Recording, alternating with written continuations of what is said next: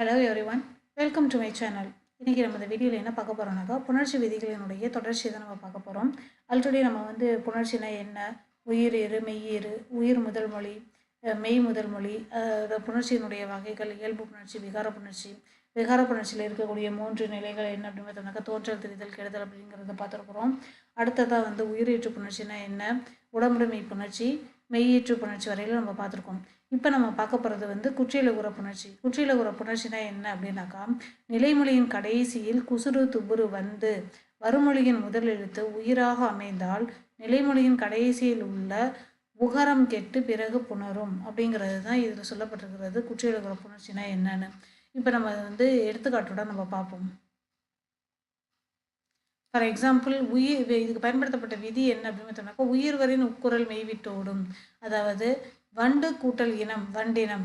இதில் பாருங்களேன், குசுறு துபுறு குற்றியலுகரத்தில் நிலைமொழியில் என்ன சொல்லியிருந்தாங்க, இறுதியில் வரக்கூடிய எழுத்து என்னன்னு சொல்லியிருந்தாங்க, குசுறு துபுறுன்னு சொல்லியிருந்தாங்க. இதில் நமக்கு கடைசி எழுத்து என்ன இருக்குது, நிலைமொழியில் டூங்கிற எழுத்து முடிஞ்சிருக்குது. அப்போ அந்த குசுறு துபுறில் வரக்கூடிய குற்றியலுகர எழுத்து வந்துருச்சுதுங்களா? ஓகே. அடுத்ததான் நம்ம இனம் அப்படிங்கிறது வறுமொழி. இந்த வறுமொழியில் வரக்கூடிய முதல் எழுத்து என்னவா இருக்குது அப்படின்னு பார்த்தோம்னாக்கா, உயிரெழுத்தாக இருக்கிறது. அப்போ இந்த உயிரெழுத்தாக இருக்கும்போது நமக்கு இதில் என்ன ஆகுது அப்படின்னு பார்த்தோம்னாக்கா, குசுறு துபுறில் வரக்கூடிய கடைசி எழுத்து டூவை நம்ம பிரிக்கிறோம். அது பிரிக்கும்போது நமக்கு எப்படி கிடைக்கிது அப்படின்னு பார்த்தோம்னாக்கா, இட்டு கூட்டல் ஊனு கிடைக்கிது. இது வறுமொழியில் வரக்கூடிய முதல் எழுத்து உயிரெழுத்தாக அமைந்தால், அதாவது ஈங்கிற முதல் எழுத்து உயிரெழுத்து வந்துருச்சுது. இந்த உயிரெழுத்து வந்துச்சுதுனாக்கா நிலைமொழியில் இருக்கக்கூடிய ஊங்கிற எழுத்து மறைஞ்சு போயிடும். அப்படின்னாக்கா எதை விட்டுட்டு போகுது அப்படின்னு பார்த்தோம்னாக்கா, உயிர்வரின் உட்குரல் மெய்விட்டு ஓடும். அதாவது உயிர்வரின்னா என்ன, இதுதான் வறுமொழி. இதில் வறுமொழியில் முதல் எழுத்து உயிரெழுத்தாக வந்துடுச்சுதுனாக்கா நிலைமொழியில் இருக்கக்கூடிய குசுறுதுபுரில் இருக்கக்கூடிய ஊங்கிற சவுண்டு எழுத்து போய் எதை விட்டுட்டு போகுது அப்படின்னு பார்த்தோம்னாக்கா, மெய் எழுத்தை விட்டுவிட்டு ஓடும் அப்படிங்கிறது இதுதான் பயன்படுத்தப்பட்ட விதி. இப்போ இந்த ஊ போயிடுது. இந்த ஊ போனதுக்கு அப்புறமா என்ன ஆகுது அப்படின்னு பார்த்தோம்னாக்கா, இந்த இட்டு கூட்டல் ஈ அப்படிங்கிற இந்த எழுத்து இணையுது. இந்த எழுத்து இணைஞ்சிச்சுதுனாக்கா என்ன எழுத்து தோன்றுது, இட்டு கூட்டல் ஈ நமக்கு டிங்கிற எழுத்து கிடைக்கிது. அப்போ ஆட்டோமேட்டிக்காக இது நமக்கு என்னவா ஆயிடுது அப்படின்னு பார்த்தோம்னாக்கா, வண்டினம் அப்படிங்கிறது சேர்த்து எழுதுகளை நமக்கு கிடைச்சிடுது. இதுக்கு இட்டு கூட்டல் ஈ டிங்கிறது உருவானதுக்கு என்ன விதி பயன்படுத்தப்படுது அப்படின்னு பார்த்தோம்னாக்கா, உடல் மேல் உயிர் ஒன்றுவது இயல்பே அப்படிங்கிற விதிப்படி டி உருவாகி வண்டினம் என்று புணர்ந்தது. ஓகேங்களா? அடுத்தது நம்ம பார்க்க போகிறது குற்றியலிகர புணர்ச்சி. குற்றியலிகர புணர்ச்சினா என்ன, நிலைமொழியின் கடைசி எழுத்து குற்றியல் உகரமாக இருந்து வறுமொழியின் முதல் எழுத்து யகரமாக இருந்தால் நிலைமொழியில் உள்ள உகரம் இகரமாக மாறும் அப்படிங்கிறத சொல்லியிருக்காங்க. அப்போ இதை நம்ம எக்ஸாம்பிளோட பார்ப்போம். ஃபார் எக்ஸாம்பிள், இதுக்கு பயன்படுத்தப்பட்ட விதி என்ன அப்படின்னு பார்த்தோம்னாக்கா, எவ்வரின் யாம் அப்படிங்கிறத சொல்லியிருக்காங்க. இது எப்படி அப்படின்னு பார்த்தோம்னாக்கா, இப்போ ஃபார் எக்ஸாம்பிள் நாடு கூட்டல் யாதுன்னு இருக்குது.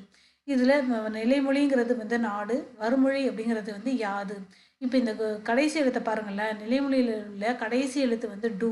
இந்த டூவை நம்ம பிரித்தோம் அப்படின்னு பார்த்தோம்னாக்கா, இட்டு கூட்டல் ஊ அப்படின்னு தான் பிரிக்க முடியும் நம்மளை. அப்போ இந்த ஊங்கிற சவுண்டு என்னவாகுது அப்படின்னு பார்த்தோம்னாக்கா, எவ்வரின் யாம் அப்படி. அப்போ அதாவது என்ன சொல்லியிருந்தாங்க நமக்கு, இப்போ பாருங்கள், வறுமொழியின் முதல் எழுத்து யகரமாக, வறுமொழியின் முதல் எழுத்து யகரமாக இருந்தால் நிலைமொழியில் உள்ள உகரம் இகரமாக மாறும் அப்படிங்கிறத சொல்லியிருக்காங்க. அப்போ வறுமொழியினுடைய முதல் எழுத்து யகரம் வந்துடுச்சுது, நிலைமொழியில் உள்ள உகரம் என்னவா மாறுது அப்படின்னு பார்த்தோம்னாக்கா, இகரமாக மாறுகிறது. இந்த உகரம் போய் என்னவா மாறிடுது, இகரம் வந்துடுது. அப்போ ஊ போயிட்டு என்ன வருது, ஈ நமக்கு கிடைக்கிது. அப்போ இந்த இட்டு கூட்டல் ஈங்கிறது இணைஞ்சிச்சுனாக்கா என்ன எழுத்து கிடைக்கிது நமக்கு, டிங்கிற எழுத்து கிடைக்கிது. அப்போ இது ஆட்டோமேட்டிக்காக என்னவா மாறுது அப்படின்னு பார்த்தோம்னாக்கா, நாடியாது. ஓகேங்களா? ஈஸியாக புரியுதுங்களா? இதுக்கு பயன்படுத்தப்பட்ட விதி என்ன, எவ்வரின் யாம். அதாவது வறுமொழியில் யாங்கிற எழுத்து வந்துடுச்சுதுனாக்கா நிலைமொழியில் இருக்கக்கூடிய டூங்கிறதுல இருக்கக்கூடிய ஊ மறைஞ்சி அது என்ன உகரம் போய் என்னவா மாறுது, இகரமாக மாறுகிறது. அந்த இட்டு கூட்டல் ஈ டீன்னு மாறி நாடியாது என்று உருவாகிறது. அடுத்ததாக நம்ம பார்க்க போகிறது முற்றியலுகுற புணர்ச்சி. முற்றியலுகர புணர்ச்சினா என்ன? நிலைமொழியின் கடைசி எழுத்து முற்றியலுகர எழுத்தாக இருந்து வறுமொழியின் முதல் எழுத்து உயிராக இருந்தால் குற்றியலுகர புணர்ச்சி போலவே புணரும். பயன்படுத்தப்பட விதி என்ன அப்படின்னு பார்த்தோம்னாக்கா, முற்றும் அற்றும் ஒரோ வழி முற்றும் முற்றியலுகரம் ஒரோ வழி அற்று. அதாவது ஒரு சில இடங்களில் இது எப்படி இருக்கும் அப்படின்னு பார்த்தோம்னாக்கா குற்றியலுகரம் போலவே தான் வரும் அப்படின்னு சொல்லியிருக்காங்க. குற்றியலுகர எழுத்து என்ன நம்ம பார்த்துருந்தோம், குசுறு துபுருன்னு வந்துருந்துச்சு இல்லைங்களா? இப்போ ஃபார் எக்ஸாம்பிள் கதவு கூட்டல் இல்லை அப்படிங்கிறத நம்ம சேர்த்து எழுதணும்னாக்கா கதவில்லை என்று உருவாகிறது. இது எப்படி வருது அப்படின்னு பார்த்தோம்னாக்கா, கதவு அப்படிங்கிறது நிலைமொழி, இல்லை அப்படிங்கிறது வறுமொழி. இந்த கதவு கூட்டல் அது நிலைமொழியில் இருக்கக்கூடிய கடைசி எழுத்தை பாருங்க, ஊ. இந்த ஊங்கிற எழுத்தை பிரித்தோம்னாக்கா நமக்கு என்ன கிடைக்கிது? இவ்வு கூட்டல் ஊங்கிறது கிடைக்கிது.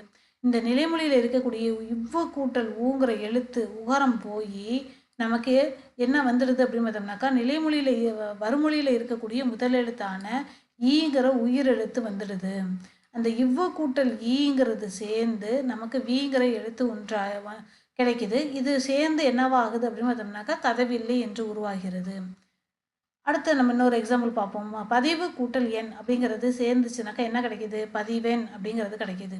ஆஸ் யூஷுவல் முன்னாடி நம்ம பார்த்தது போல தான் நிலைமொழியில் இருக்கக்கூடிய கடைசி எழுத்து வறுமொழியில் இருக்கக்கூடிய முதல் எழுத்து நம்ம எடுத்துக்கிறோம். இப்போ இந்த ஊவை பிரித்தோம் அப்படின்னு பார்த்தோம்னாக்கா இவ்வு கூட்டல் ஊ. இந்த இவ்வு கூட்டல் ஊவில் இருக்கக்கூடிய உகரம் போயிடுது. இது ஊ போய் நமக்கு வறுமொழியில் இருக்கக்கூடிய முதல் எழுத்தான ஏங்கிற எழுத்து நமக்கு கிடைக்கிது. அந்த ஏ எழுத்து சேர்ந்து நமக்கு என்ன கிடைக்கிது அப்படின்னு பார்த்தோம்னாக்கா இவ்வு கூட்டல் ஏ வேணு மாறி பதிவன் என்று உருவாகிறது. இவ்வளோதாங்க முற்றியலுகர புணர்ச்சி. இந்த வீடியோ உங்களுக்கு பிடிச்சிருந்துச்சுனாக்கா மறக்காமல் லைக் பண்ணுங்கள், ஷேர் பண்ணுங்கள், சப்ஸ்கிரைப் பண்ணுங்கள். நம்ம இது போல் அடுத்த ஒரு வீடியோவில் சந்திக்கலாம். நன்றி, வணக்கம்.